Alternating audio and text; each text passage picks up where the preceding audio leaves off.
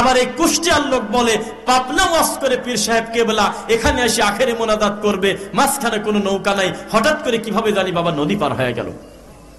এই শয়তানি ফুল গল্প আর কতদিন চলবে?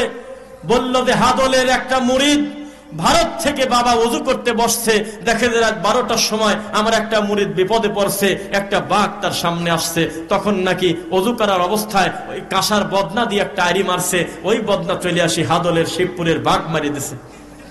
পরে ওই মুরিদ পক্ষান্তরে কোনো একদিন যায় পীর সাহেবের দরবারে গেল, কোন পীর নাম বলবো না, বলতেছে আব্বা হুজুর কি বলতেছে, একটা কেরামতি বলি বাবা, আমি তো এখনো রহস্য পেলাম না, আপনার মুরিদ হওয়ার 2 মাস পরে এইরকম একটা ঘটনা ঘটলো, বাঘও নাই কিছুই নাই, আমি ফ্রেশ হয়ে গেলাম, ব্যাপারটা কি? তখন বললো ওরে বোকা, বাড়িতে যা দেখবি একটা কাঁসার বদনা এখনো পর্যন্ত অমুক গাছের সাথে ঝলতেছে।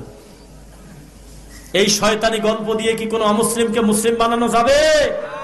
কোন কাফেরকে মুসলিম বানানো যাবে? আপনি শয়তানি করেন, বাজে কথা বলেন, এই জন্যই তো মুসলমান হওয়ার পরেও 20,000 30,000 টাকার বিনিময়ে উত্তরবঙ্গের বহু লোক খ্রিস্টান হয়ে যাচ্ছে। আপনার এলাকায় আছে, আপনার ঝিনাইদহেতেও কুষ্টিয়াতেও বেশ কিছু জায়গায় সামান্য কিছু টাকার লোভে তারা মুসলিম হয়ে যাচ্ছে। কিস্তির বই হাতে নিয়ে ঘরে, কি হয়েছে তোমার? বলে যে আমার অভাব, আমি কিস্তি দিতে পারতেছি না। বলে যে তোমার কোনো চিন্তা নাই, তুমি খালি মুখ দিয়ে একবার বলো আমি হলো ঈসাই মুসলিম, আর আমাদের এই বইটা মেনে নাও। তোমার কর্ম হলো একটা, আল্লাহকে মনে করা আল্লাহ, আল্লাহর ছেলেকে মনে করা হলো ঈসা, আল্লাহর বউ মনে করা হলো মরিয়ম। এই কথাটা মেনে নাও, তাহলে তোমাকে আমরা 50,000 টাকা দিয়ে দিচ্ছি। এভাবে সিরিয়ালে একের পর এক মুসলমানের বাচ্চা খ্রিস্টান হয়, আর আপনার ঠাকুর কেবলা ওই বর্ডার পার হয়ে আসি খালি বলে ও সোনারা বাবারা, জানো আমার দাদা কি করছে? রাগ করতেছেন মনে হয়? তোমার দাদা দুনিয়াতে না আসলে আমার ধর্মের কি ক্ষতি আছে? কোরআন তো নাজিল হয়তো 1450 বছর আগে। আলাদা করে তোমার দাদা তো কোনো ওহী নিয়ে আসে নাই। জান্নাতে যাওয়ার জন্য কোরআন আর হাদিস যথেষ্ট না, আরো কিছু লাগবে? বলেন। তুমি এক ঠাকুরের গল্প আর কতদিন বলবে? আমরা বেশি দিনে গল্প শুনবো না ইনশাল্লাহ। কবর উঁচু করছিলাম ভুল করে, আবার বাড়ি সমান করবে ইনশাল্লাহ। শয়তানি করে না বুঝে মিলাদটা রানিং করছিলাম, তবে বুঝে গেছি মিলাদের কবর দিয়ে দরুদকে প্রতিষ্ঠিত করবে ইনশাল্লাহ। না বুঝে কোরআনের আয়াত দিয়ে তাবিজ লিখে ফেলছিলাম, এখন বুঝে গেছি এখন ফাতিহাকে মান দেব, ইখলাসকে মান দেব, ফালাককে মান দেব, নাসকে মান দেব, ইখলাসকে মান দেব, আয়াতুল কুরসিকে মান দেব, বাকারার শেষ 2 আয়াতকে মান দেব, সূরা মুলককে মান দেব। সূরা মুলক মনে আছে তো? সূরা মুলক 29 নম্বর পারার প্রথম সূরা। তাকাদু তামাইয়াজু মিনাল গায়জ। হঠাৎ করে বাঁশ যদি লাফালাফি করে, আশ্চর্য হবেন না? কথা বলে না। আমি সরমনের কথা বলছি না, কিন্তু এমনি উপর দিয়ে উঠে চলে যায়, লাভ দেয়, ওটা না। আমি বলতেছি বাঁশ হলো একটা জড় পদার্থ, এই জিনিস যদি হঠাৎ করে এখন শুকনা বাঁশ লাভ দেয়, ভয় পাবেন না? আগুন হলো একটা জড় পদার্থ, কেউ ম্যাচ দেয় না, একাই আগুন জ্বলে উঠলো, ভয় পাবেন না? আল্লাহর কসম, তাকাদু তামাইয়াজু মিনাল গায়জ, জাহান্নাম পর্যন্ত ফুলতে থাকবে রাগে। কুল্লামা উলকিয়া ফিহা ফাওজুন সাআলাহুম খাজানাতুহা। আরে জাহান্নামের ভিতরে তোমরা ঢুকলে কেন? জাহান্নামের দায়িত্বশীল ফেরেশতারা বলবে তোমাদের কাছে আলাম ইয়াতিকুম নাযির, ভয় দেখানোর কেউ যায় নাই? কোন পীর কেবলা কি যায় নাই? এই কথা বলবে না, কিন্তু বলবে তোমাদের কাছে কি ভয় দেখানোর কেউ কি গিয়েছিল? তখন বলবে কালু বালা, হ্যাঁ গিয়েছিল, অবশ্যই গিয়েছিল। কদ জাআনা নাযির, আমাদের কাছে অবশ্যই গিয়েছিল প্রতিনিধি ভয় দেখানোর জন্য। তবে ফাকাযযাবুনা, আমরা বলেছিলাম এই বেটা মিথ্যে কথা বলে। আমি বলতেছি নবী মাটির তৈরি, আপনার হুজুর বলতেছে আমার বউ বলে তালাক হয়ে গেছে। কথা তো বোঝে না। মুহাম্মদ সাল্লাল্লাহু আলাইহি ওয়াসাল্লাম কি জিনিস একটু বলি। আর আল্লাহ সুবহানাহু ওয়া তাআলা তাকে কি পরিমাণ সম্মান দিয়েছেন। আচ্ছা, এটা কি কাপ? সানাইয়ের ভিতরে, এই সায়ের ভিতরে একটা মাছি পড়ে গেছে। কি মাছিটা আমি হাত দিয়ে তুলে ফেলা দেবো, আল্লাহ নবী বলতেছে ফেলা দিও না। ওই মাছিটা টান দিয়ে তুলি, আর একবার পুরাটা ছবি দিয়ে তারপর ফেলা দাও। তো 1825 সালে খ্রিস্টানরা হা করে হাসে আর বলে যে এই তো পাইছি মুহাম্মাদের একটা ভুল। এই কি একটা ধর্ম? একটা মাছি হলো পেশাব পায়খানার ঘর বসে থাকে, আর এই জিনিসটা ভুল করে পানির ভিতরে গেছেই আমি বলে তুলি ফেলা না দি বলে আর একবার ছবিব, এ কথা মুহাম্মদ সাল্লাল্লাহু আলাইহি ওয়াসাল্লাম বলছে, আল্লাহর কসম তিনি বলছে। তখন আপনাদের সামনে বলা হয়েছিল উপমহাদেশের হুজুর মাওলানা কি কেউ আসেও নাকি? এতে মুহাম্মদ এখানে ভুল করছে, কি জবাব দিবে? তখন এই ভারত উপমহাদেশের লোকজন বলছিল আমার কাম আছে, আমরা এখনো সিদ্ধান্ত নিতে পারি নাই যে মিলাদ দ্বারা পড়বো না বসে পড়বো। ওরা বলেছিল সূরা লুকমানের আয়াতটা ভুল আছে, ওয়া ইয়ালামু মা ফিল আরহাম, মায়ের পেটে কি আছে ছেলে না মেয়ে আল্লাহ ছাড়া কেউ বোঝে না, তোমরাই তো কোরআনে লিখে রাখছো, অথচ কোরআনটা ভুল। সায়েন্টিফিক্যালি ব্যাখ্যা করতে যায় দেখি জন্ম নেওয়ার 6 মাস 3 মাস 5 মাস আগেই তো আল্ট্রাসোনোগ্রাফি করে বোঝা যায় বাচ্চার পজিশন কি ছেলে না মেয়ে। কোরআনের এই আয়াতটা ভুল। উপমহাদেশের মাওলানারা কি কেউ আসো নাকি কোরআনের এই আয়াতটা ভুল আছে সংশোধন করে দিবে, অথবা আমাদের চ্যালেঞ্জ গ্রহণ করার মতো কেউ আসো নাকি? তখন উপমহাদেশের মাওলানারা বলছিল আমাদের কাম আছে, আমরা এখনো সিদ্ধান্ত নিতে পারি নাই নবী মাটির তৈরি না নূরের তৈরি। চিৎকার করে গলা ফাটিয়ে তারা বলেছিল যে কোরআন মাজিদে 5টা ভুল আছে 1977 সালে। তখন আপনার উপমহাদেশের মাওলানারা বড় বড় বিশ্ববিদ্যালয় নিয়ে বসে আছে, বড় বড় দাবা শাইখুল হাদিস সব মাওলানা বলেছিল আমাদের কাজ আছে তোমার সাথে কথা বলা বাদ দিয়ে 5 মিনিট যদি তাবিজ লিখি তাহলে 220 টাকা আটানা পাবো। এই ভণ্ড হুজুর যখন কোরআনকে ঠাট্টা করে মস্কারা করে বিধর্মীর কাছে হাসির পাত্র বানাইছে, তখন তারা কোরআন নিয়ে আর কি ঠাট্টা করছে। তখন আল্লাহ সুবহানাহু ওয়া তাআলা একজন কালো মানুষ, খাটো মানুষ, দেখতে সুন্দর না, হঠাৎ করে একজনকে তৈরি করে ফেলে দিলেন, তার নাম হলো শেখ আহমেদ দিদাত। এমন বলিষ্ঠ কণ্ঠে মাঠে নামলো সারা পৃথিবীর সব খ্রিস্টানের হাঁটু কাঁপায় ফেলছে। তিনি যখন কবরের দিকে যাচ্ছে, তার বয়স শেষের দিকে, হঠাৎ করে আল্লাহ প্যান্ট শার্ট টাই পরা আর একটা ডাক্তারকে প্রস্তুত করতেছে জবাব দেওয়ার জন্য। তার নাম হলো ডক্টর জাকির নায়েক, যে লোকাল ভাষায় আপনাদের কুষ্টিয়ার চায়ের দোকানের ভাষায়, আপনার মসজিদের ইমাম সাহেবের ভাষায় ইহুদির দালাল। বোঝা কি যাচ্ছে?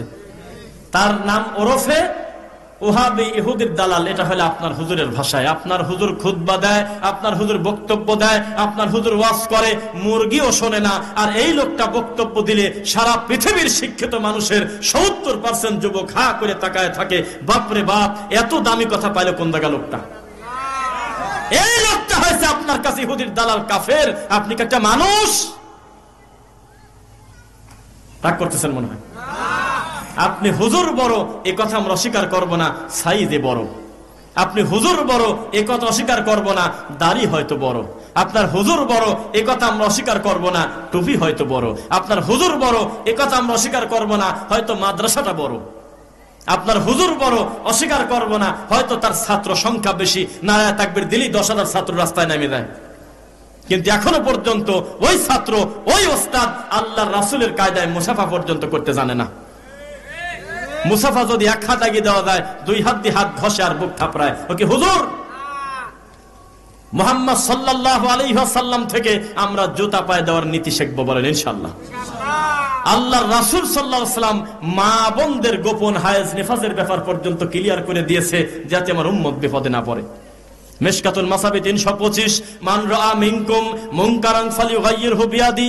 তোমাদের ভিতরে কেউ যদি অপরাধ দেখো, পাপ দেখো, মুনকার দেখো, সঙ্গে সঙ্গে হাত দিয়ে সেটাকে প্রতিহত করার চেষ্টা করো। যদি সেটা না পারো বিলিসানি, জবান দিয়ে। তাও যদি না পারো বিকলবিহি, অন্তরে অন্তরে ঘৃণা করো। ওয়া যালিকা আদাফুল ঈমান, এর চাইতে ঈমানের নিচের আর কোন স্তর নাই। আপনি রাত 3টার সময় তাহাজ্জুদ পড়তে উঠতেছেন, তখন আপনার হাতে আছে তাসবিহ, আপনার হাতে আছে 1 ঘন্টা সময়। এই 1 ঘন্টা সময় ভরে নামাজ পড়বেন, সুন্নাত পড়বেন, তারপরে ফজর পড়ে তারপরে বাসায় আসবেন। হঠাৎ করে আপনার ছেলে আপনার মুখামুখি আসতেছে, তখন সে ব্রাজিলের খেলা দেখে বাড়ি যাচ্ছে ঘুম পাড়তে। আপনি তখন বাপের জাত না, যখন ওই ছেলেকে কাঁচা কুঞ্চি যদি না ধরেন আর এই তাসবিহটা পকেটে না রাখেন। বোঝা কি যাচ্ছে? হুজুর হুজুরই ছিল, হুজুরের মান ভালো, কিন্তু তাবিজ লেখার সাথে সাথে এই হুজুরের মান আর নাই, হুজুর হয়ে গেছে খেজুর। বোঝা কি যাচ্ছে? প্রত্যেকটা কর্মের হিসাব আল্লাহকে দিতে হবে, বিশ্বাস করেন। মা ইয়ালফিযু মিন কাওলিন ইল্লা লাদাইহি রাকিবুন আতীদ। জবান থেকে যে কথা বের হয়, প্রতিটা কথার দায়িত্ব আল্লাহকে বুঝে দিতে হবে। মনে থাকবে ইনশাআল্লাহ। কথা যদি তাই হয়, তাহলে আপনি তাকান, মুহাম্মদুর রাসূলুল্লাহ সাল্লাল্লাহু আলাইহি ওয়াসাল্লাম হাউজে কাউসারের পানির কাছে আপনি যাওয়ার আগে পৌঁছে যাবে, যাতে আমার উম্মত আসার সাথে সাথে আমি গলায় পানি দিতে পারি। ভালো লাগতেছে না? রাসূল সাল্লাল্লাহু আলাইহি ওয়াসাল্লাম আশা করে বসে আছে, আমার উম্মত আমার কাছে আসার সাথে সাথে আমি তার পানি দিয়ে দেব। একবার যদি পানি গলার ভিতর ঢোকে, জান্নাতে যাওয়ার আগ পর্যন্ত তার আর গলা শুকবে না। যেই কাছাকাছি আসবে, নাউজুবিল্লাহ পর্যন্ত অপেক্ষা করেন, তারপরে যখন কাছাকাছি যাবে, আল্লাহর রাসূলের একদম পাশাপাশি সঙ্গে সঙ্গে তাদের ঘাড় ঘোরায় নিয়ে চলে যাচ্ছে ফেরেশতারা। এবার ইন্না লিল্লাহি ওয়া নাউজুবিল্লাহ। তখন মুহাম্মদ সাল্লাল্লাহু আলাইহি ওয়াসাল্লাম সঙ্গে সঙ্গে বলবে, দাঁড়াও, এদেরকে কোথায় নিয়ে যাচ্ছ? এরা হলো আমার উম্মত। অথচ মুহাম্মদ সাল্লাল্লাহু আলাইহি ওয়াসাল্লাম নিজেও জানে ফেরেশতা তার মন মতো চলতে পারে না, আল্লাহ নিয়ে যেতে বলছে তাই তো নিয়ে যাচ্ছে নাকি। এত কিছু জানার পরেও ঠেকায় দিতে চাচ্ছে যে আমি শুনবো তাদের পাপটা কি। কেননা তিনি সুপারিশের অনুমতি পাবেন কি পাবেন না। আচ্ছা, একটা কথা, হুজুররাই তো ওয়াজ করে আদম আলাইহিস সালাম ফেরত দেবে নূহ আলাইহিস সালামের কাছে, তিনি ফেরত দেবে ইব্রাহিম আলাইহিস সালামের কাছে, তিনি ফেরত দেবে ইসমাইলের কাছে, তিনি ফেরত দেবে ইসাকের কাছে, আইয়ুবের কাছে, লূতের কাছে, মুসার কাছে, ঈসার কাছে, সবাই রেফার করবে। বাঁচতে যদি চাও মুহাম্মদ সাল্লাল্লাহু আলাইহি ওয়াসাল্লামের কাছে যাও, বলে না? তাহলে এ কোন লজ্জার কথা? নবী টেকতেছে না, দায়িত্ব নিতে চাচ্ছে না সহজে যে আমি জান্নাতে নিয়ে যাব, ঠাকুর নেয় কিভাবে? এবার কথায় সেই মূল কথায় আসেন। মুহাম্মদ সাল্লাল্লাহু আলাইহি ওয়াসাল্লাম বলবে যে আমার কাছে আসতে দাও, আমি পানি দেব। ফেরেশতারা বলতেছে চুরি করছে, এই কথা বলবো না। ডাকাতি করছে আপনার উম্মত, তা বলবো না। মার্ডার কেসের আসামিরা, তা বলবো না। কোন লোকের গরু চুরি করছে, তা বলবো না। কোন লোকের সম্পদ চুরি করছে, এ কথা বলবো না। একটা কাম খালি করছে, আপনি মরার পরে লিমান বাদদালা দ্বীনি, আপনার দিনটা পরিবর্তন করে ফেলছে, কম বেশ করে ফেলছে, বেদাত করছে। আপনার তরিকা ইবাদতের ডিজাইন বদলা দিয়েছে। আপনার সালাতের শুরু ছিল আল্লাহু আকবার, আপনার সালাতের শেষ ছিল আসসালামু আলাইকুম ওয়া রাহমাতুল্লাহ। এই সালাতের ভিতরে এই জাত নাওয়াইতু আন উসাল্লিয়া ঢুকাইছে। কোরআনে ছিল ইন্নী ওয়াজ্জাহতু, থাক, ও আবার টানি বাইর করে নিয়ে এসে যায় নামাজ পাক করতেছে।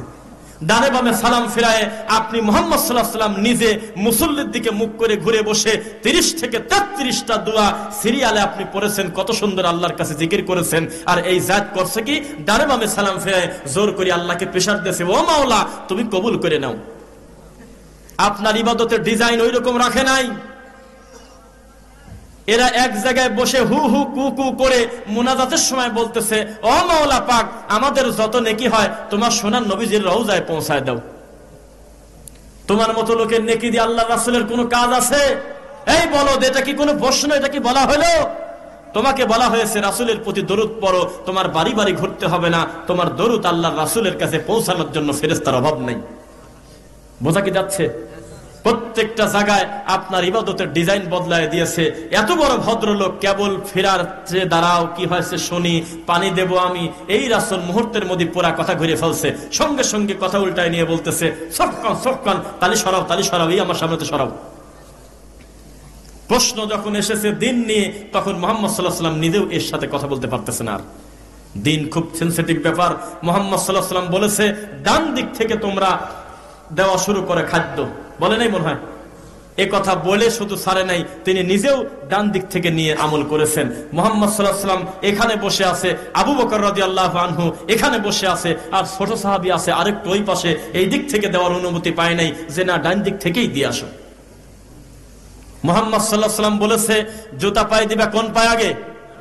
তবে তিনি নিজে কোনোদিন ডান পা আগে দেয় নাই, তিনি নিজে সেভাবেই দিয়েছেন, যেভাবে দেওয়ার নিয়ম তিনি ডান পায়ে দিয়েছেন। বাথরুমে ঢুকবেন কোন পা আগে দিয়ে? শুধু বলেন নাই, নিজেও সারাটা জীবন বাম পা আগে দিয়েছেন। এর নাম হলো মুহাম্মদুর রাসূলুল্লাহ সাল্লাল্লাহু আলাইহি ওয়াসাল্লাম। মা আতাকুমুর রাসূলু ফাখুযু ওয়া মা নাহাকুম আনহু ফান্তাহু। মুহাম্মদ সাল্লাল্লাহু আলাইহি ওয়াসাল্লাম আপনাকে যারা মেনে নেয়, আপনি যা বলেন তাই মানবে, আপনি যা থেকে নিষেধ করেন তা থেকে বিরত থাকবে। এটাই হলো একজন মুমিনের কাজ। যেই দরদ এত নবীর আপনার প্রতি, এই নবী সাল্লাল্লাহু আলাইহি ওয়াসাল্লাম আপনার বিরুদ্ধে আল্লাহর কাছে মামলা দেবে, এই কথা কি শুনছেন? বলেন তো সামনের লোক। শোনেন না, আমি তো জানি। আপনারা কি শুনছেন মুরব্বী বাবাজিরা, যে মুহাম্মদ সাল্লাল্লাহু আলাইহি ওয়াসাল্লাম তার উম্মতের বিরুদ্ধে আল্লাহর সামনে মামলা নিয়ে দাঁড়া যাবে? সূরা ফুরকান 25 নম্বর সূরা 30 নম্বর আয়াত, ওয়া ক্বালার রাসূল, আমার রাসূল সেদিন বলবে, ইয়া রাব, হে আল্লাহ, ইন্না কওমি ইত্তাখাযু হাযাল কুরআনা মাহজুরা। আমার উম্মত আপনার এই কোরআনকে পরিত্যক্ত কিতাব মনে করত। কি মনে করত? এই কোরআনকে মূল্যায়ন করে নাই। কুষ্টিয়াবাসী কোরআন পড়ে, এক রমজান মাসে এক পরিবার থেকে 10 খতম দেয়। বোঝা কি যাচ্ছে? আচ্ছা, এক বৈঠকে মুহাম্মদ সাল্লাল্লাহু আলাইহি ওয়াসাল্লাম তার সাহাবায়ে কেরামের বলতেছে, শোনো, বিচারের কঠিন ময়দানে মুহাম্মদ সাল্লাল্লাহু আলাইহি ওয়াসাল্লামের মেয়ে হিসেবে আমার মেয়ে ফাতেমাও কোনো ভিন্ন অ্যাডভান্টেজ পাবে না। পাবে কি? আপনারা একটু তিতা কথা বলে রাগ করবেন না, উলঙ্গ সত্য এই কথাকে বলে। আপনাদের দেশে এইটা নাই, সিলসিলায় অমক, মাঝি হুজুর, দাদা হুজুর, কাকা হুজুর, লাজি হুজুর, এরকম নাই?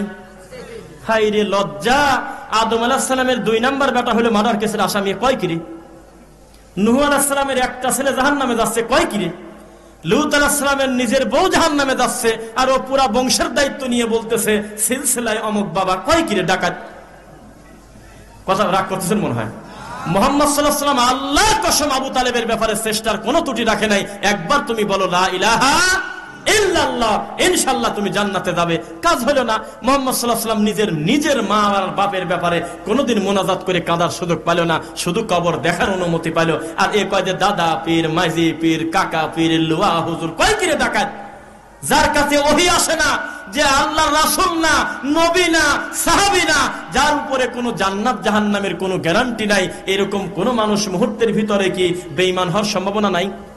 ঈমান হারা হতে পারে না মানুষ হিসেবে, তার ভুল। এক আশ্চর্য ব্যবসা।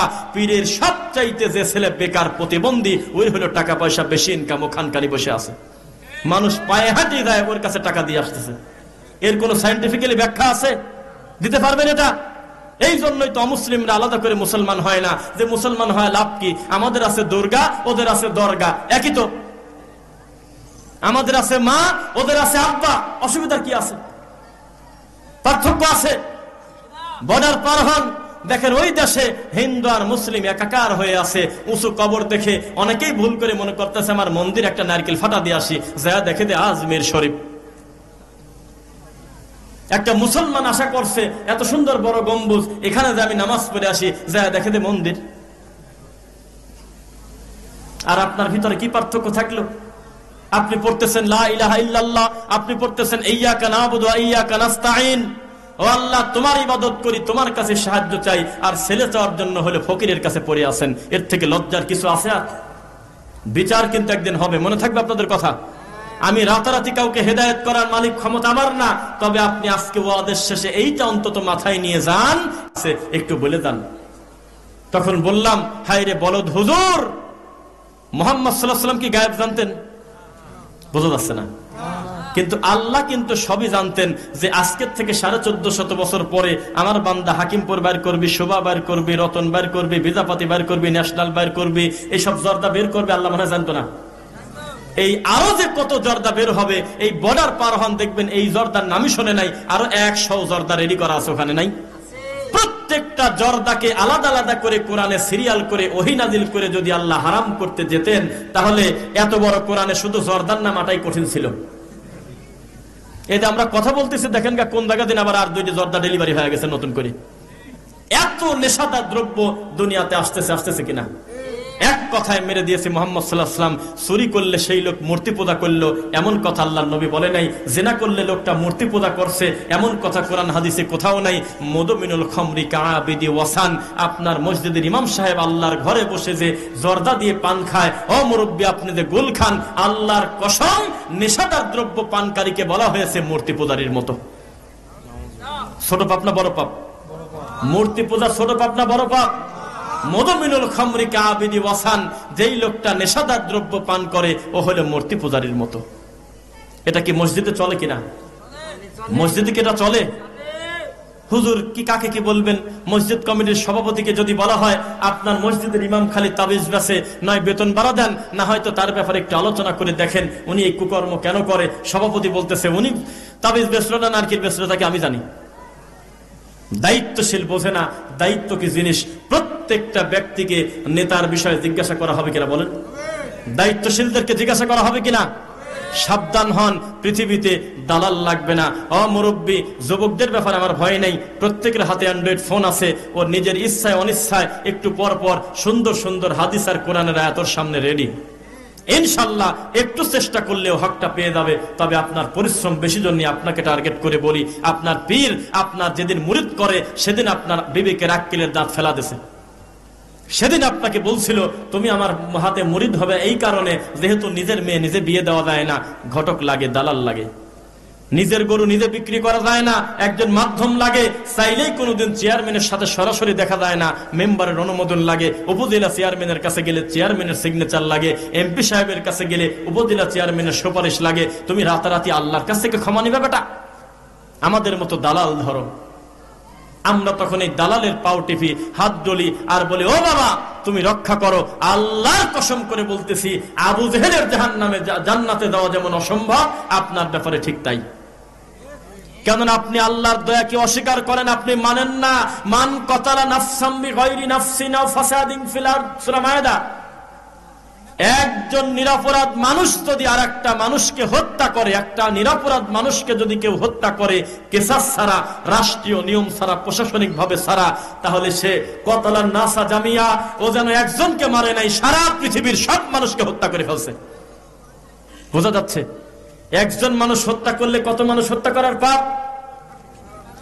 আদম আলাইহিস সালামের ছেলেকে কি আপনারা দেখেছেন? কেউ দেখেন নাই?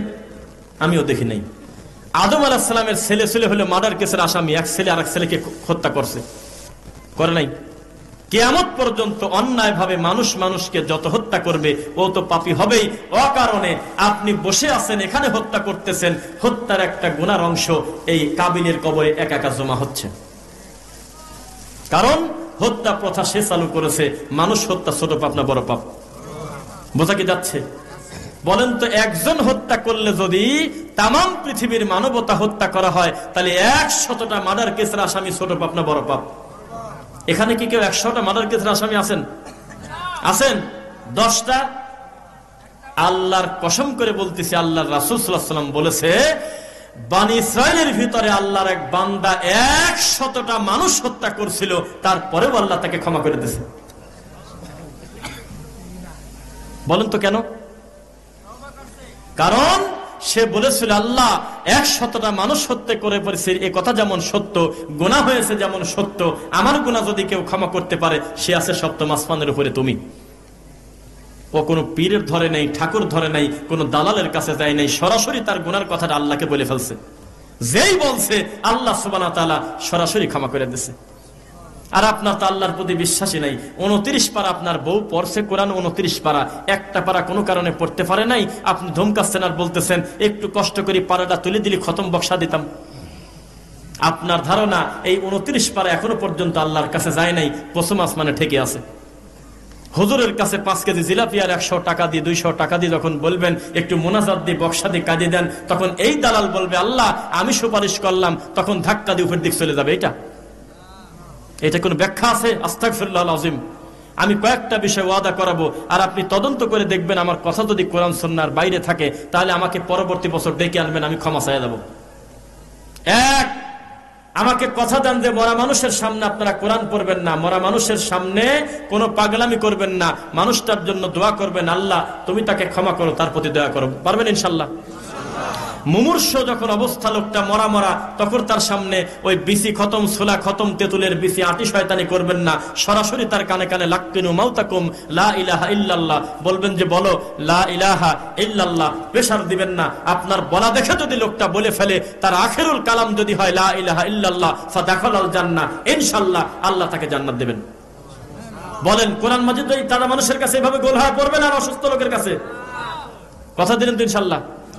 ফজরের সালাতের পরে, মাগরিবের পরে বা ইশার পরে 3 বার আপনারা হলো সূরা হাশরের শেষ 3 আয়াত পড়েন না?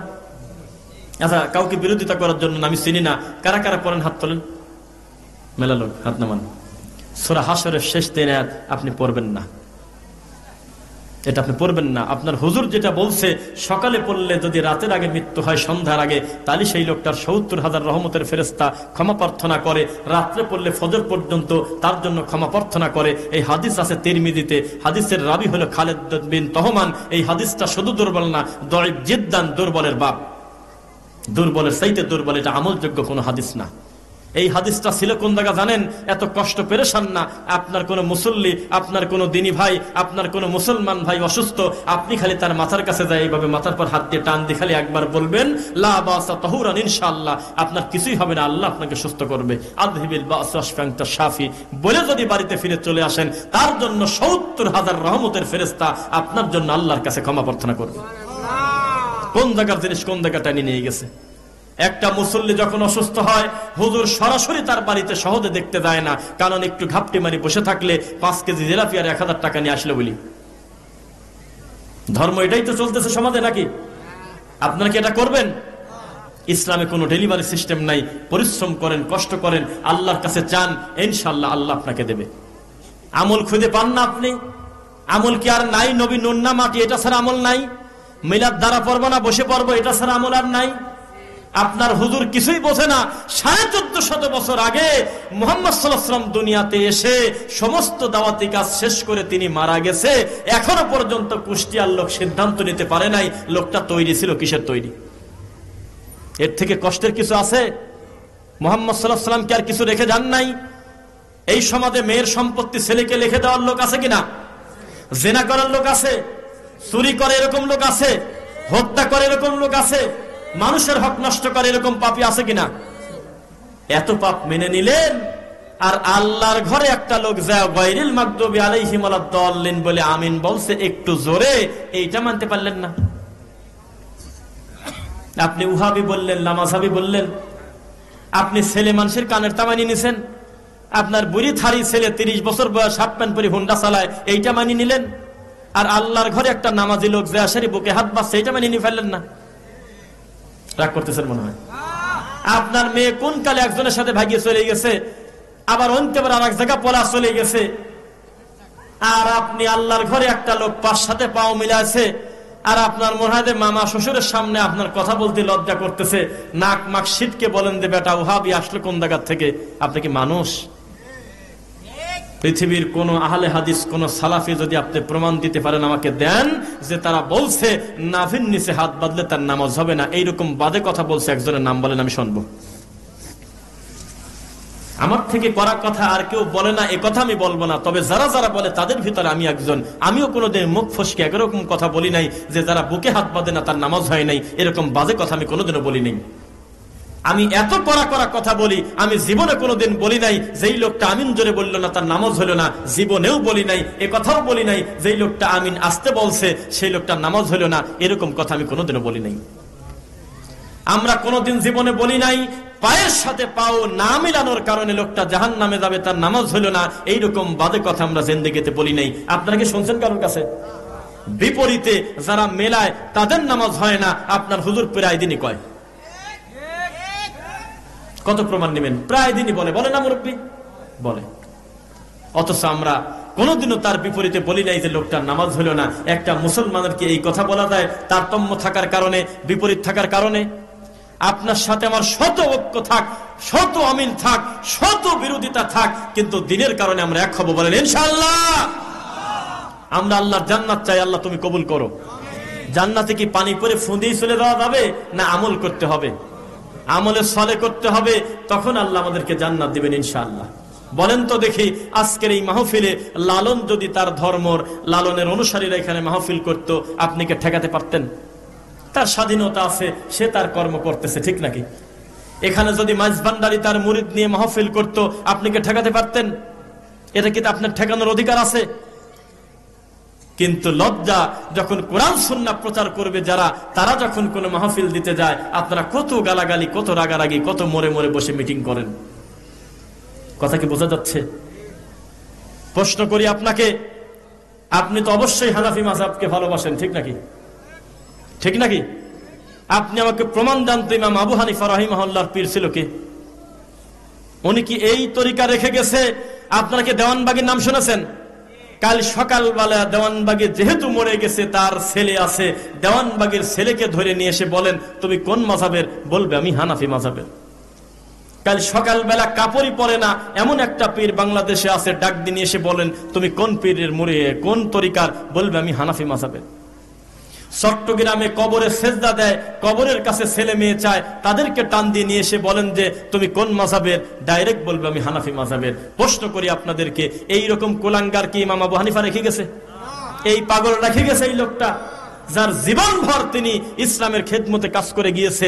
আল্লাহর কসম, তাকে আমরা অন্তর থেকে ভালোবাসি। তার 2-3টা কথা এত কলিজায় লাগে, তিনি পরিষ্কার বলছে, ইমাম আবু হানিফা রাহিমাহুল্লাহ, কি আপনি যা যা বলেন সব কথাই কি মানুষকে বলে দেব? চেয়ারম্যানের কাছে লোক থাকে না মনে হয় নাকি? মেম্বারের কাছে কি লোক থাকে? তো ইমাম আবু হানিফার মতো জগৎ বিখ্যাত একজন দায়ীর কাছে লোক ছিল না কিছু? বলতেছে আপনার মুখ দিয়ে যা বের হয় সব কথাই কি বলে দেব? বলে দাঁড়াও, আমি ইমাম আবু হানিফার কোন কথা যদি আল্লাহ রাসূলের কথার সাথে হুবহু না মেলে, তাহলে আমার কথাটা দেওয়ালে ছুঁড়ে মারো। ইমাম মালিককে বলা হলো, মালিক আমরা কি আপনার কথাটা কাগজে লিখে ফেলবো যা যা বলেন? বলে যে খবরদার কলম ধরো না, আগামী কালকে যদি এর চাইতে শক্ত দলিল আমার সামনে পড়ে যায়, তাহলে আমার আজকের কথার দায়িত্ব কে নেবে? ইমাম শাফিকে বলল, শাফি আপনি যা যা বলেন এটা কি আমরা বই আকারে একটা গঠন করে ফেলবো, লেখাপড়া শুরু করে দেব? উনি বলছে, খবরদার, আমি মানুষ, আমি জাগতিক বহু কথা বলে ফেলি, দিন মনে করে যদি এটা লিখে ফেলো, এর দায়ভার কে নেবে?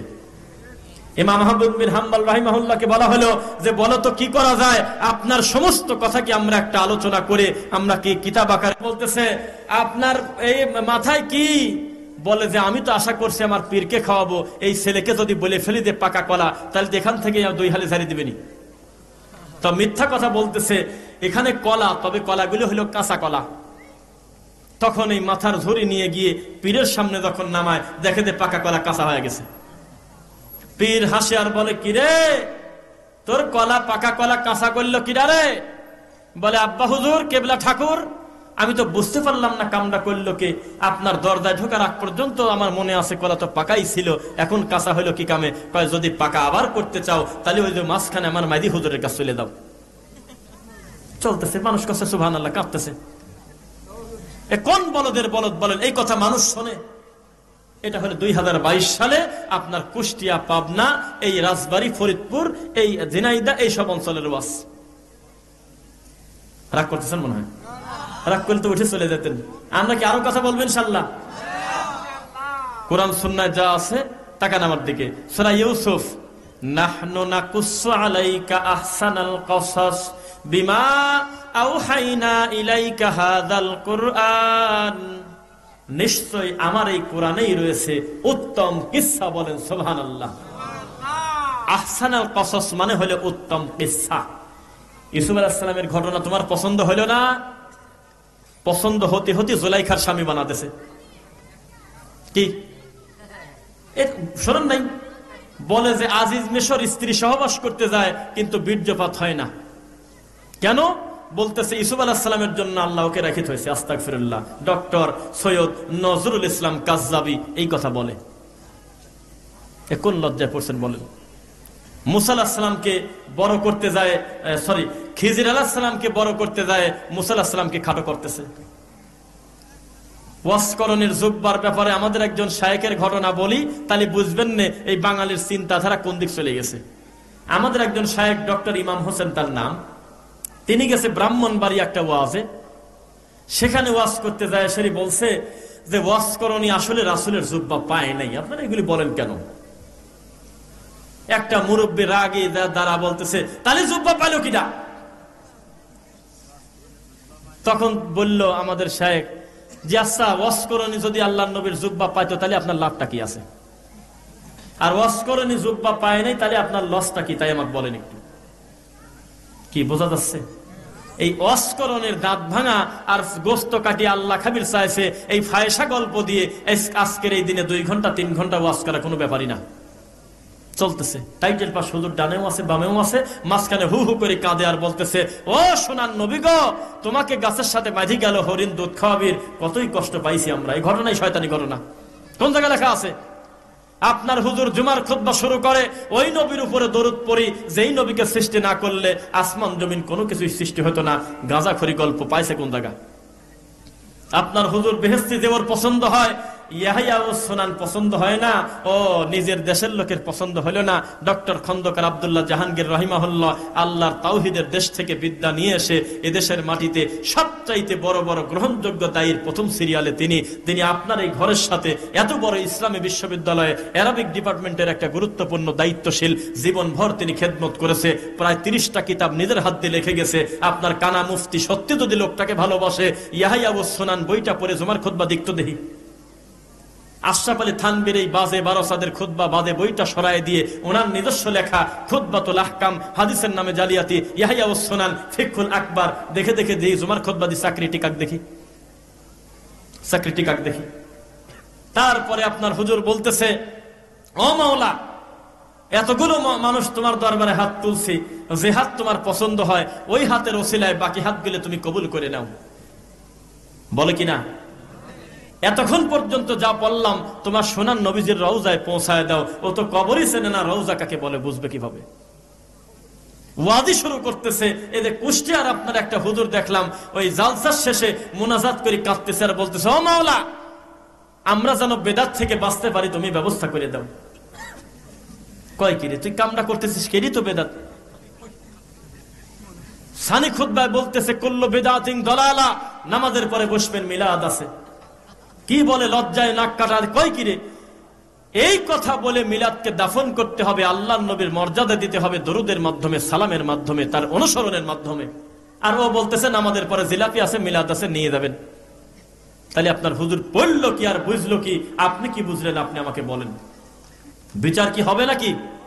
বিচার কোথায় হবে? পরিস্থিতি বড় জটিল। এলাকায় ভালো মানুষ নাই, চোর নাই, ভালো মন্দ মিশেই তো মানুষ। কি একটা ওয়ান্টেড ক্রিমিনাল, অপরাধী 5 বছর এই কুষ্টিয়া থানার ওসি আর অন্যান্য দায়িত্বশীলরা কত কষ্ট করে তার পিছনে ঘুরে, বাঁশির ফু শুনলেই ও চলে গেছে 10 কিলো ফাঁকে, খুঁজে পায় না, কোনো দিনও ধরতে পারে না মন মতো। 5 বছর পর ধরছে একেবারে রাস্তায় একদিন, বহু হয়রানি করার পর 3 ঘন্টা পর তাকে ধরছে। এবার বলেন তো দেখি শাস্তি কি হবে? পরের কথা, থানায় ঢোকার আগ পর্যন্ত যা হবি এইটা ওর ক্যালসিয়াম ফাটা দিবি না? বোঝা যাচ্ছে না? আর অপরাধ করছে আজকে, কালকে সকাল না হতে হতেই চলে গেছে নিজের ইচ্ছার থানায়, যে হাত উঁচু করে বলতেছে, আমি আত্মসমর্পণ করলাম, আমি একটা পাপী, শয়তানের ধোকায় পড়ে আমি পাপটা করে ফেলেছি, আমার যা সাজা হয় আপনারা দেন। বলেন তো দেখি সাজা কমতো না বাড়তো? কমতো কিনা তা জানি না, অন্তত বিপদ অবশ্যই বাড়তো আর না। তো যারা এখন আপনারা বিদআত করেন, শিরক করেন, ধর্ম কর্ম বোঝেন না, সময় থাকতে যদি আল্লাহর কাছ থেকে ক্ষমা নিয়ে নেন সেটাই ভালো, না কবরের খাঁটি পিঠা ভালো? সময় থাকতে আল্লাহকে বলা যে আল্লাহ তুমি ক্ষমা করো। আল্লাহ কত কাফের তোমার রাসূলের আদর্শের কাছে এসে কালেমা পড়ছে, আল্লাহ আল্লাহ কত অপরাধী তোমার রাসূলের নীতিতে অনুসরণ করার কারণে তারা জান্নাতে গেল। আল্লাহ আবু জেহেল, ও শোনেন শোনেন শোনেন, আপনার দেশে পীররা সামান্য একটু পর পর নবী হাজির করে না? ভারতের এক পীর, খুব নাম করা, মার্কেট ভালো, বাজার ভালো, এই পীর সেদিন করছে কি, ওয়াজ করতেছে, তার আবার আর এক পীর হলে সাইডে বসে আছে, খেয়াল করবেন ভাই, বসে আছে ওয়াজ করতেছে, আর এই সাইড থেকে একটা কুই মারে। কুই মারা বোঝেন? হুক করে ওঠে, লাফ দিয়ে ওঠে, হুক করে ওঠে। তো এখন হ্যাঁ হ্যাঁ লাফ দিয়ে ওঠে। পরে এই তার ব্যাখ্যা কি দিচ্ছে জানেন? বলতেছে আমার সোনার নবী তাশরিফ আনছে। কত বড় শয়তান! আল্লাহ নবী তাশরিফ আনলো, এই বলদটাও একটু লাফ মাপ দিল, তুই চেয়ারে বসেছিস কি? আমি তোর তো অজ্ঞান হয়ে যাওয়ার কথা, নবী দেখি। আপনাদের সমাজে এই কথা বলে, ও সোনারা, ও বাবারা, আমি আল্লাহ নবীর গত রাতে স্বপ্ন দেখছি। বলে কিনা? পীররা মিনিটে মিনিটে নবীকে স্বপ্ন দেখে, আর আমি আজকে এই কুষ্টিয়ার মাটিতে বলে যাই, আরে চোখ দিয়া করে তাদা মানুষকে দেখেই তো টিকতে পারতেছে না, তোর স্বপ্নে দেখার কি হবে? আবু জেহেল যেভাবে আল্লাহ নবীর কাছাকাছি গিয়ে 2 চোখ দিয়ে দেখার সুযোগ পাইছে, আবু লাহাব যেভাবে 2 চোখ দিয়ে দেখার সুযোগ পাইছে, এই সুযোগ কি আপনি কিয়ামত পর্যন্ত পাবেন? এত দেখার পর, এত কাছাকাছি থাকার পর এই লোকটার কি ইমানের কোন উপকার হয়েছে? হেদায়েতের মালিক কি মুহাম্মদ সাল্লাল্লাহু আলাইহি ওয়াসাল্লাম না আল্লাহ? কে? হেদায়েতের মালিক যদি আল্লাহ হয়, তাহলে সেই আল্লাহ মুসা আলাইহিস সালামকে মুক্তি দিয়ে ফেরাউনকে পানিতে ডুবায় মারছিল, ওই আল্লাহর ক্ষমতা একই রকম আছে না কমে গেছে? লিল্লাহি তাকবীর।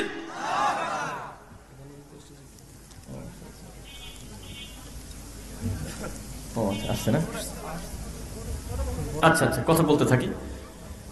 আল্লাহ সুবহানাহু ওয়া তাআলা আমাদেরকে দায়িত্ব দিয়েছেন। আমাদের প্রধান অতিথি জনাব শামীম হোসেন মোল্লা, সভাপতি বাংলাদেশ আওয়ামী যুবলীগ শৈলকুপা উপজেলা শাখা, আমরা তার শুকরিয়া আদায় করি, বলেন আলহামদুলিল্লাহ। আমরা আশা করব তিনি কিছু সময় আপনাদের সাথে বসে থাকবেন নাকি? আলহামদুলিল্লাহ। এইবার কথা বলতে আমাদের একটা সুবিধা, প্রত্যেকে আমার দিকে বসে পড়েন, যে যেখানে আছেন প্রত্যেকে আমার দিকে তাকান। আজকে আপনি কি চান না অমুসলিমরা আমাদের ইসলামের ছায়াতলে কোরআনের সৌন্দর্য দেখে আসুক? চান কিনা? আসুক, চান?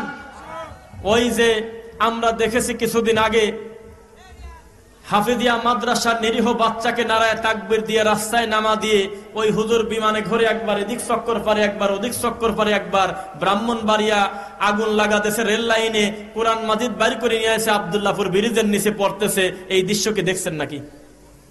এরকম হুজুর কি আমাদের দেশে আছে? বোঝা যাচ্ছে না। বাচ্চাদেরকে তাকবীর দিয়ে রাস্তায় নামায় দিয়ে এই জিহাদ করতেছে, এইরকম ছেলে ফেলে আছে কিনা বলেন?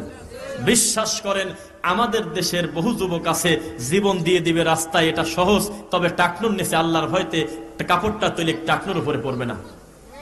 এটা হলো আমাদের মাইন্ডসেট।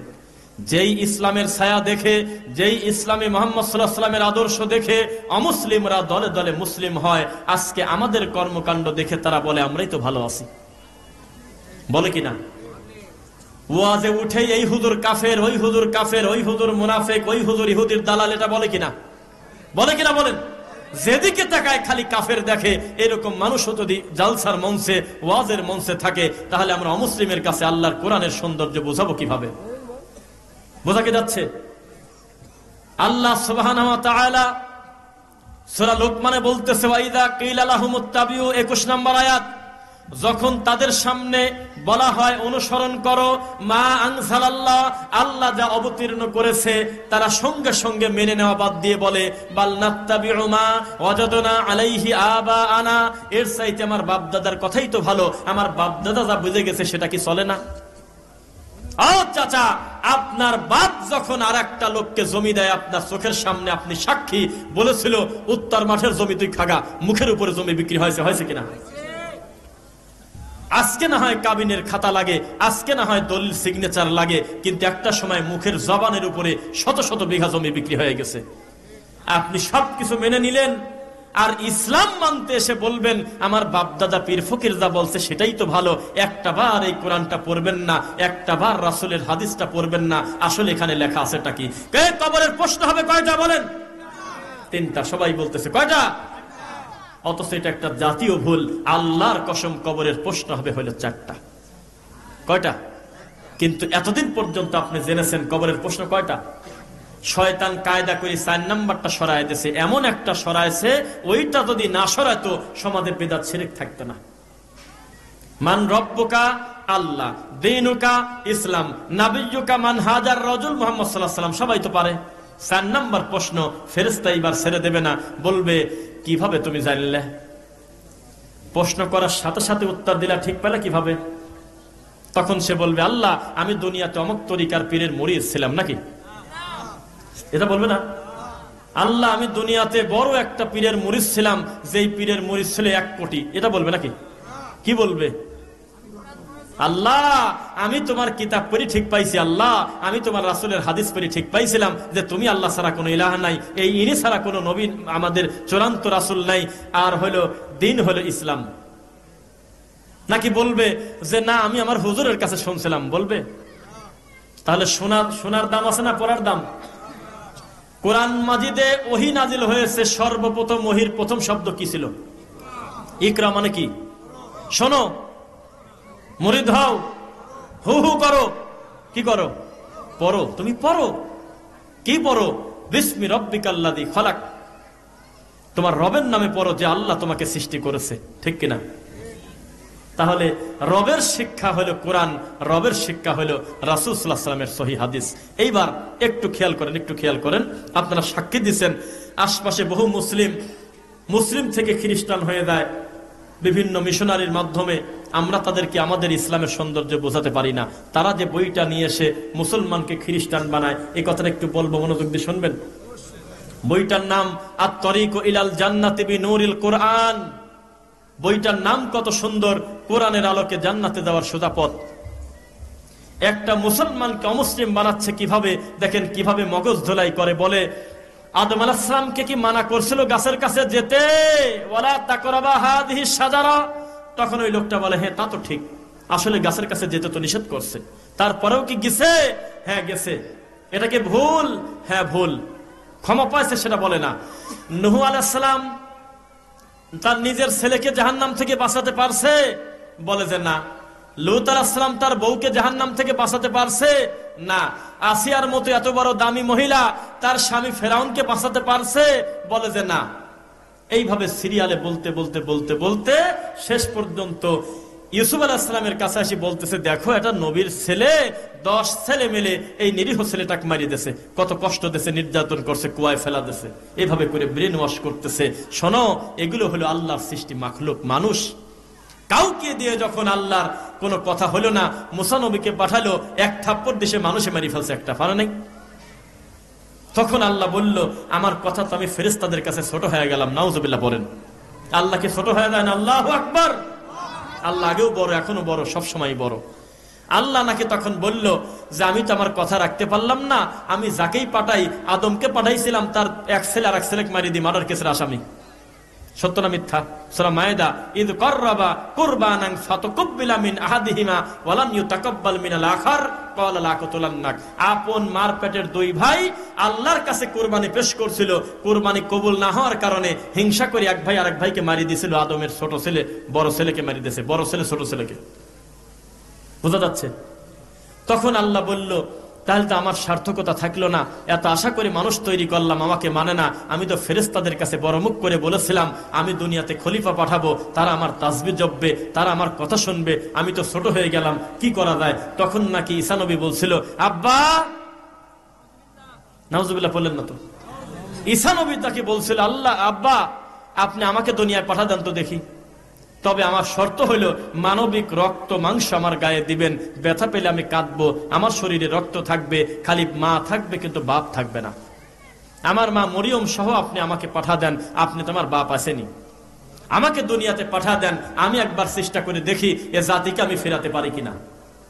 তখন নাকি বাপ বেটা এইভাবে কথা বলতে বলতে একটা পর্যায়ে আল্লাহ বলল, ঠিক আছে বাদান, তুমি নিজেই যা দেখো, এই জাতকে যদি একটু সোজা করতে পারো। মুসা পারে নাই, ইব্রাহিম পারে নাই, ইসাক পারে নাই, ইয়াকুব পারে নাই, আইয়ুব পারে নাই, লূত পারে নাই, নূহ পারে নাই, আদম পারে নাই, তুমি একটাবার দেখো। তখন ঈসা আলাইহিস সালাম আসার পরে কিছুদিন পর দেখে পিছন থেকে মায়ের বের যাচ্ছে, আরো মারতে যায় নাই, ছুরি নিয়ে যায় নাই মারতে, যে ঈসা নবীকে আজকে শেষ করে দেব। তখন এক পর্যায়ে ঈসা আলাইহিস সালাম নাকি আল্লাহকে বলল, আব্বা, নাউজুবিল্লাহ, তারা তাদের বইতে লিখে রাখছে, আব্বা আমিও তো মনে হয় পারলাম না, এ জাত তো আমাকে ধরে মারতেছে, আপনার ছেলে তাও মারে, এ তো অকৃতজ্ঞ জাত। ফারসালনা আলাইহিমুত তুফান ওয়াল জারাদ ওয়াল কুম্মাল ওয়াদ দাফাদি ওয়াদ দামা আয়াতিন মুফাসসালাত। আব্বা, মুসা নবীর কথা কি মনে আছে? তার সময় আপনি আকাশ থেকে পানি পড়ানো বাদ দিয়ে আপনি ব্যাং দিছিলেন, ব্যাং, তাও তো জাত কথা শুনে নাই। ব্যাঙের বৃষ্টি বন্ধ হওয়ার সাথে সাথে ওরা ফেরাউনের দলে চলে গেছিল। আবার আপনি রাগ করে আকাশ থেকে ফড়িং এর বৃষ্টি দিয়েছিলেন, তখন আবার ওরা চলে আসে মুসার কাছে, যেই বৃষ্টি বন্ধ করছিলেন আবার চলে গেছিল ফেরাউনের কাছে। তারপরে আপনি রাগ করে মাথার উকুনের বৃষ্টি দিয়েছিলেন, আল্লাহর কসম কোরআনের আয়াত, মাথার উকুনের বৃষ্টি দিয়েছিলেন আপনি, তারপরেও তারা কথা শোনে নাই, বৃষ্টি থামে গেলে ফেরাউনের কাছে গেছে। তাও যখন কথা শোনে নাই, আপনি রাগ করে ব্লাড, মানুষের রক্ত আসমান থেকে ঝরঝর ঝরঝর করে আপনি দিছিলেন বনী ইসরাইলের প্রতি, মুসা নবীর কওমের প্রতি, তাও তারা শোনে নাই। শেষ পর্যন্ত বৃষ্টি থামে গেলে আবার ফেরাউনের কাছে গেছে। তাব্বা, মনে হয় না এই জাতকে এইভাবে সোজা করা যাবে, তবে আপনি আমাকে সহ্য শক্তি দেন, এক কাজ করেন, এত বাড়াবাড়ি করে কাম নাই, আসেন বাপ বেটা একটা লটারি করে ফেলি। কি লটারি? কিয়ামত পর্যন্ত যারা 3টা জিনিস বিশ্বাস করবে, তাদের সমস্ত লোকের অ্যাডভান্স যত পাপ আছে সব পাপের শাস্তি আমাকে একবারে বিধে দিয়ে আমাকে আপনি আপনার কাছে নিয়ে যান। কি? 1, আপনি হলে আল্লাহ। 2, আপনার বউ হলে আমার মা মরিয়ম, আপনার ছেলে হলে আমি ঈসা। এই 3টা জিনিস যদি মেনে নেয়, তাহলে কিয়ামত পর্যন্ত সমস্ত খ্রিস্টানের অগ্রিম গুনার শাস্তি আমাকে দিয়ে নিয়ে নেন, ওদের যাতে মরার সাথে সাথে স্বর্গ।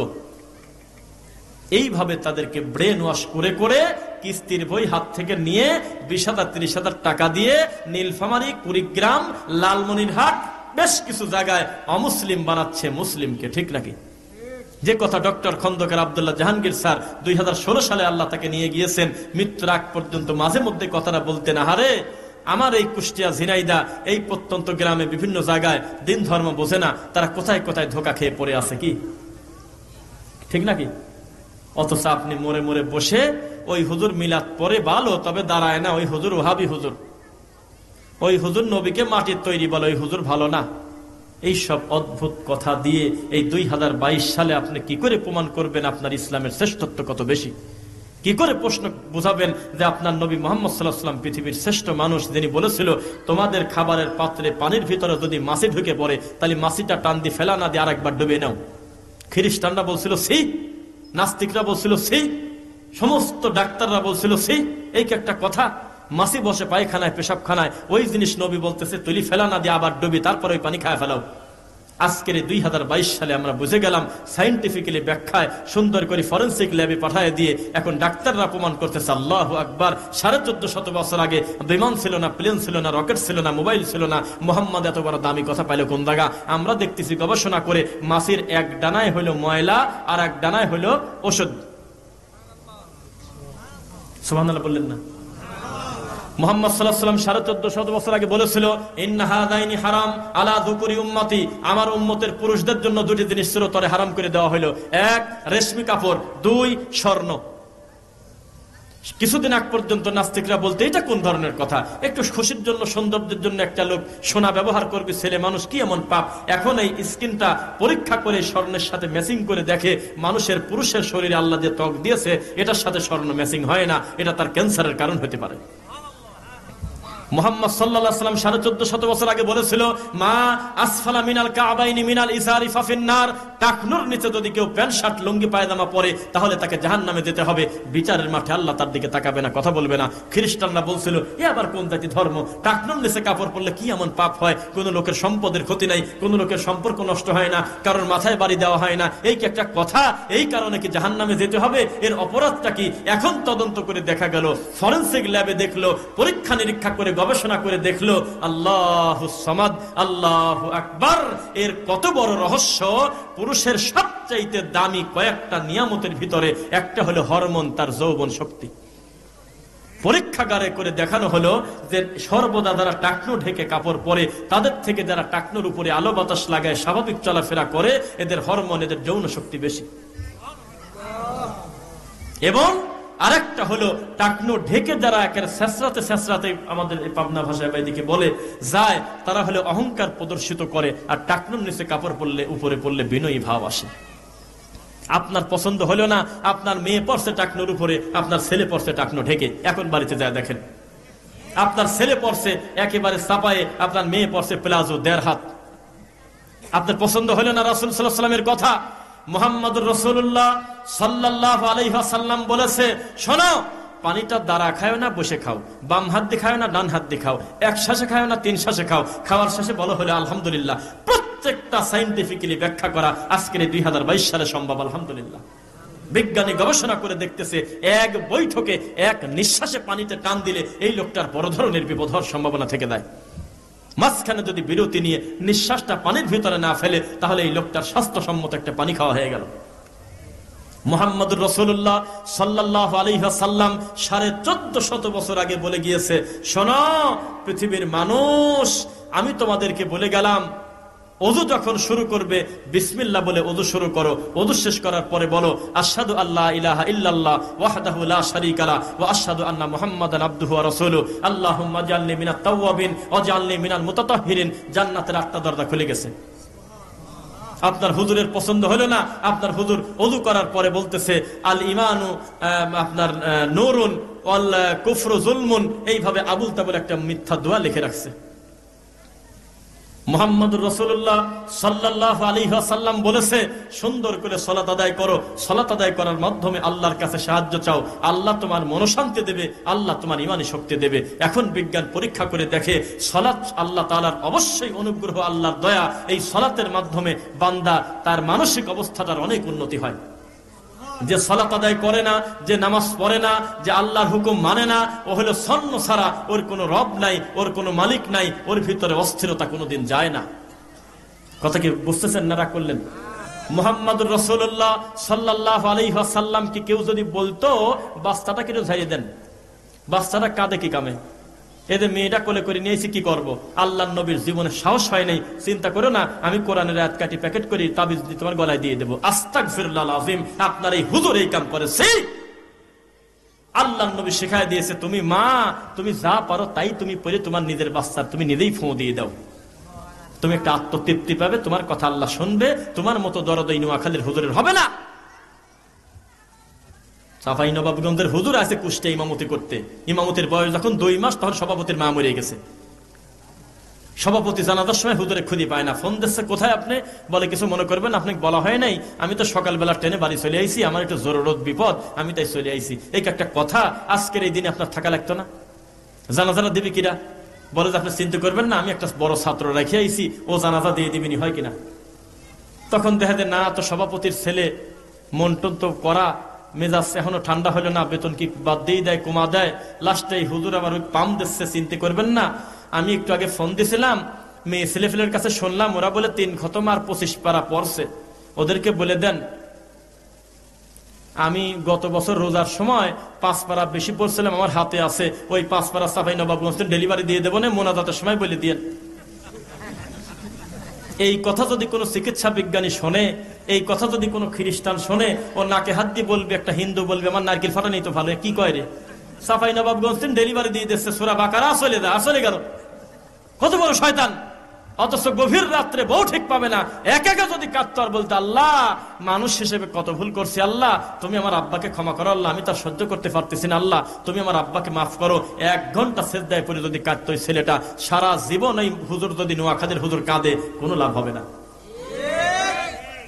আর হুজুর যদি হুজুর আবার পরে আসি দেখে যে 3 দিনে পালাম না, 40-এ মন ভরা দেয়, 40-এ আসি হুজুর খালি কাঁদে। এখন ওরা কানা ঘোষা করে, কি ব্যাপার, মরি চলে গেছে 40 দিন আগে, আমার একটা বোন কাঁদে না, ভাই কাঁদে না, ওকে কাঁদে রে, হুজুরকে কাঁদে, তার মানে 500 টাকা ধরে দিও মিলাদে, মন খুশি করলেই লাভ আছে। মিরপুরের একজন বড় ব্যবসায়ী খুশি হয়ে আল্লাহর কসম 2 কাঠা জায়গা দান করে দিয়েছে।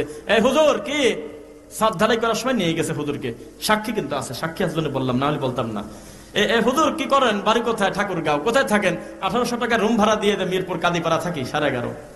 ও আচ্ছা আচ্ছা আচ্ছা, এই সেক্রেটারি ডাক দিল, শোনো তো ইব্রাহিম, কি বলে যে উত্তর পাশে ওই 2 কাঠা জায়গায় হুজুরের একটা বাড়ি মানি করে দাও, থাকুক। মন ভরা দিয়ে গেছে, কণ্ঠ কি সুন্দর, গাভীর সেনা দিয়ে সিঁড়ি ভিজল না, গাভীর পেশাব দিয়ে সিঁড়ি ভিজালো না। মুহাম্মদ সাল্লাল্লাহু আলাইহি ওয়াসাল্লাম বলেছে, তুমি কাঁদবে তো তোমার বউ ঠিক পাবে কিভাবে, তুমি তোমার মনের কথাটা আল্লাহকে বলে দাও। কাঁদতে কাঁদতে কন্ট্রোলের বাইরে দিয়ে একটু ফোফা উঠছেন, হঠাৎ করে আপনার বউ বলল, কি ব্যাপার, আমার স্বামী কোন জায়গা, আমার সাথে তো শুয়েছিল, হঠাৎ করে বলবে যে গেল কোন জায়গা, খুঁজতে যায়, তদন্ত করে পেতে পারে, পাশের ঘরে লাইট বন্ধ করে গোপনে কাঁদতেছে, যাতে কেউ না ঠিক পায়, সমস্ত পাপের কথা আল্লাহকে বলতেছে, এর নাম হলে ভালো মানুষের বাচ্চা। আরে হুজুর এ জায়গা বসে আছে, রুমাইল সারি দিচ্ছে, কই মারতেছে আর বলতেছে, ও মাওলা আমাকে তুমি মাফ করো।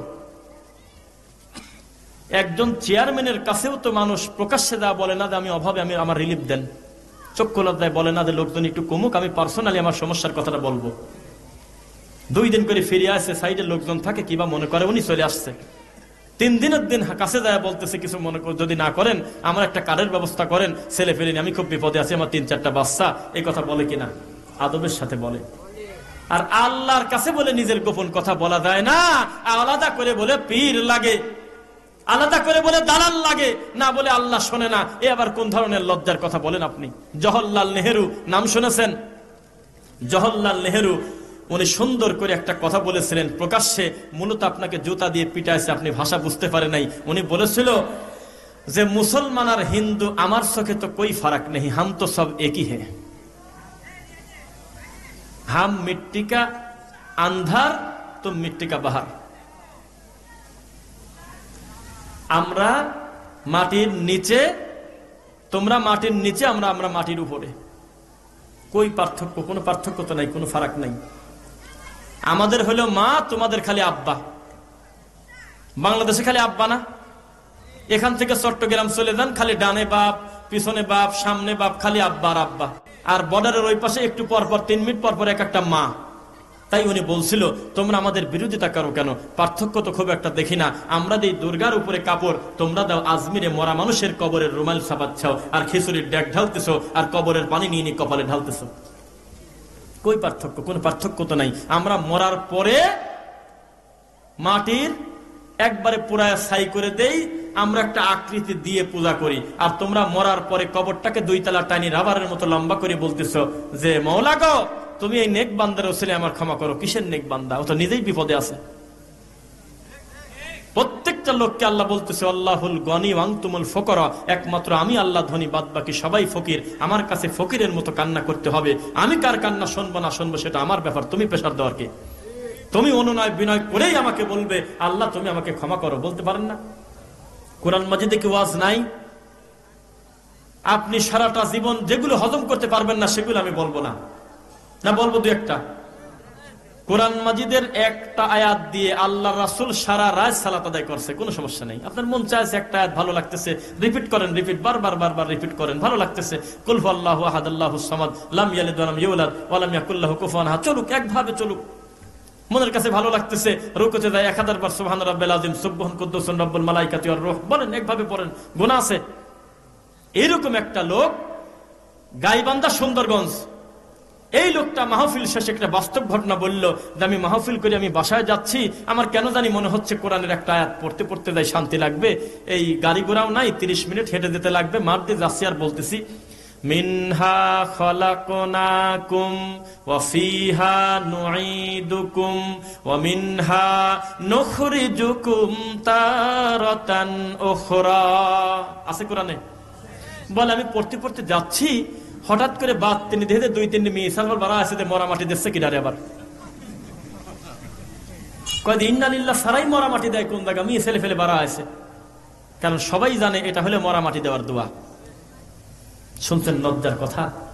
আর ইন্না লিল্লাহ মানে হলে মানুষ না মরা পর্যন্ত বলা যায় না। আল্লাহর কসম রাসূল সাল্লাল্লাহু আলাইহি ওয়াসাল্লাম বলছে, তোমার হাত থেকে যদি টিস্যুর বক্স পড়ে যায় তবু তুমি বলো হলো ইন্না লিল্লাহ। তোমার হাত থেকে যদি একটা বদনা ছুটে পড়ে যায় তুমি তবুও বলো ইন্না লিল্লাহ। যে কোনো বিষয়ে একটু কাগজটাও যদি পড়ে যায় ইন্না লিল্লাহ বলতে পারো। বড় দুঃসংবাদ শুনলেও তুমি ইন্না লিল্লাহ বলতে পারো। অ্যাক্সিডেন্ট করে না মরলেও তুমি বলো ইন্না লিল্লাহ। এটা কোনো নির্দিষ্ট মরার দোয়া না। আর বাঙালি মনে করছে এই দোয়া হলো মরার দোয়া, না মরলে এই দোয়া পড়া যায় না। কোন জায়গার জিনিস আমরা কোন জায়গায় লাগাইছি, কথা কি বুঝতে পারলেন? ইবাদতের ডিজাইন, ইবাদতের ধরন আমরা পাল্টিয়ে ফেলেছি। উন্নত হয়েছি আমরা দেখতে, উন্নত হয়েছি আমরা পড়াশোনায়, উন্নত হয়েছি আমরা পোশাকে, উন্নত হয়েছি আমরা লম্বায়, উন্নত হয়েছি আমরা টাকায়, উন্নত হয়েছি আমরা জায়গায়। চরিত্রের কোনো উন্নতি হয়নি। কথা কি বুঝতে পারলেন? আবেগ দিয়ে কি কাজ হবে? আবেগ দিয়ে কাজ হবে না। আমাদের আছে কোরআন সুন্নাহ। সারাটা জীবন গবেষণা করে আল্লাহর কোরআনের একটা জবরদের পেশকেও ভুল ধরতে পারে নাই। এর থেকে বড় নিয়ামত কি হতে পারে বলেন?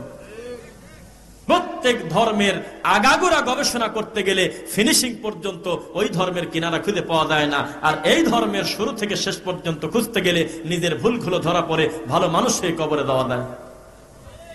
তাহলে আপনারা কষ্ট পান নাই তো? আপনাদেরকে এই বছর আপাতত একটা পরিবেশে আমরা আওসায় রাখলাম। আমরা আশা করব আগামী বছর মাহফিলের পোস্টার এইভাবে লেখা থাকবে যে ইনশাআল্লাহ রাত 10টা হইতে অথবা 11টা হইতে 12টা পর্যন্ত উন্মুক্ত লিখিত প্রশ্নোত্তর পর্ব, যা মনে আছে লিখে লিখে এই টেবিলে রাখবেন। দায়ীগণ এটা পড়ে পড়ে আপনাদের জীবন ঘনিষ্ঠ প্রশ্নের উত্তর দেবে ইনশাআল্লাহ। দাদা হুজুরের পানির বোতল ফু দিয়ে ভাঙে নাই, এটা বাজে কথা। ভাঙলেই দিন ধর্মের কি আসা যায়? কয় যে বাবা আমার বোতলে ফু লাগে নাই বাবা। বললো হ্যাঁ তুই এত বড় কথা বলিস, দে আমি আর একবার ফু দেই। ফু দেশে বোতল ভেঙে গেছে। কার বোতল আজও পর্যন্ত খুঁজে পেলাম না। এই ওয়াজ সব দেশই চলে। জায়নামাজের পর দিয়ে পানি পার হয়ে চলে গেছে, এ খালি শুনি কে দেখছে 2 চোখ দিয়ে, আজও পর্যন্ত সেই লোক খুঁজে পেলাম না। পুরা শয়তানি, পুরা শয়তানি, পুরা শয়তানি। আমাদের ইসলামটা, আমাদের ধর্মটাকে আমরা দালাল মুক্ত করতে চাই ইনশাআল্লাহ। এটা কোন যুক্তি? নিজের মেয়ে নিজে বিয়ে দেওয়া যায় না, নিজের গরু নিজে বিক্রি করা যায় না, এই জন্য পীরের কাছে যাওয়া লাগে। সি সি সি সি, আপনি দালালের সাথে আপনার রবের আসনে বসালেন। আস্তাগফিরুল্লাহ, আস্তাগফিরুল্লাহ। আপনার আল্লাহ যত বড় পাপ করেন মানুষ, শোনেন, হঠাৎ করে যদি দেখেন যে কাকা আপনার সামনে একটা গোকরা সাপ, আপনি ভয়তে কি সাপের দিক দৌড় দিবেন না পিছন দিক দৌড় দিবেন? না বোঝেন নাই? এটা হলো দুনিয়ার জিনিসের ভয়। আর আল্লাহর ভয় কি? আল্লাহ বলতেছে আমাকে কেউ যদি বেশি ভয় পায় তার প্রমাণ উল্টে দৌড় দিয়ে না দি খালি আমার দিকে আরো বেশি করে আসে। এই যে ওয়াজ করলাম, এইগুলি ওয়াজ হলো না? এই যে ওয়াজগুলি আমি করলাম শুরু থেকে এখন পর্যন্ত, শত শত অজানা জিনিস সিরিয়ালে ছোট ছোট করে আমি বলি নাই? আর আপনার বাবা আসি কি কয়, কানে হাত দিয়ে বলে, ওরে আমার দাদা হুজুর কি করছে কি জানো? কি কয় যে ফুঁদি মাছ ভাজি খায়া ফেলছে, বদনাদি বাঘ মারি দেশে বাবা। মুরিদ ছিল নোয়াখালী বিপদে, এখান থেকে কি দিন করলো আর মুরিদের মন ভালো হয়ে গেল। ডাহা শয়তানি। ইনশাল্লাহ দালাল মুক্ত ইসলাম এই কুষ্টিয়াতে প্রতিষ্ঠিত হবে ইনশাল্লাহ। ইনশাল্লাহ তাওহীদ প্রতিষ্ঠিত হবে। এত বড় একটা ইসলামী বিশ্ববিদ্যালয়, এখানে এত বড় একটা বাংলাদেশে একমাত্র পূর্ণাঙ্গ ইসলামী বিশ্ববিদ্যালয়, কত বড় বড় বিদ্যান এই জায়গা, এটা একটা নিয়ামত না? কোন বিদ্যান আপনি নিয়ে আসেন তো দেখে, একজন ডক্টর, একজন বড় দায়ী ডক্টর আবু বকর মোহাম্মদ জাকারিয়া স্যারের মতো এত বড় বিদ্যান এখানে আছে, হাজারের মতো কিতাব অনুবাদ করেছে, লিখিত করেছে, সম্পাদনা করেছে। আপনি নামই শোনেন নাই, ঠাকুর বাবা নিয়ে পড়ে আছেন। কোনদিন শুনছেন যে এত বড় নিয়ামতটাকে দুই চোখ একটু দেখে আসে দেবেন? নাম শুনছেন? মুরব্বী বাবা শোনেন নাই? শোনেন নাই আমি জানি। শুনছেন খালি এই লালি হুজুর, কাকা হুজুর, দাদা হুজুর, এই আদে বাদে ফায়সা গল্প। একটু তার কাছে গিয়ে বলেন মিলাদের কি হবে, জবাব দিয়ে দেবে। আমার কুলখানের কি হবে, জবাব দিয়ে দেবে। তাবিদের কি হবে, জবাব দিয়ে দেবে। যে কোনো প্রশ্ন করেন ইনশাল্লাহ কোরআন সুন্নাহ থেকে তিনি দলিল দিয়ে দেবে। তার এমনও বই আছে 1000 পৃষ্ঠার বই, তিনি একটা তাফসীর লেখছে কোরআনের। তারপরে কত লিখিত কিতাব তার আল্লাহ ইচ্ছায় তিনি লিখেছে। এই নিয়ামতটা আপনার বাড়ির কাছে কত আসে যায় আপনি এখনো বুঝতে পারলেন না, কেননা আপনার মাথায় ঘটতেছে ঠাকুরের নজরবন্দি। আমি জানি কিছু কষ্ট আপনি পেলেও মনে হয় আপনি বুঝতে পারবেন যে লোকটা তো আমাদের কোনো ব্যক্তির বিরুদ্ধে বলে গেল না, ঘুরে ফিরে খালি কোরআন আর হাদিস মানতে বলে, আর একটা পীর তো সে না। আমি তো বলি নাই এই পীরকে ছাড়েন তাহলে আমাকে ধরেন, তা কি বলছি? আমি কি বলছি আপনার এই ঠাকুর ছাড়েন আমার পাবনা থেকে আর এক ঠাকুর ধরে দেবো বলছি? আমি বলছি সব ঠাকুরকে কবর দেন, একমাত্র মুহাম্মদ সাল্লাল্লাহু আলাইহি ওয়াসাল্লামের নীতিতে মানেন, ইনশাআল্লাহ জান্নাতে যাবেন ইনশাআল্লাহ।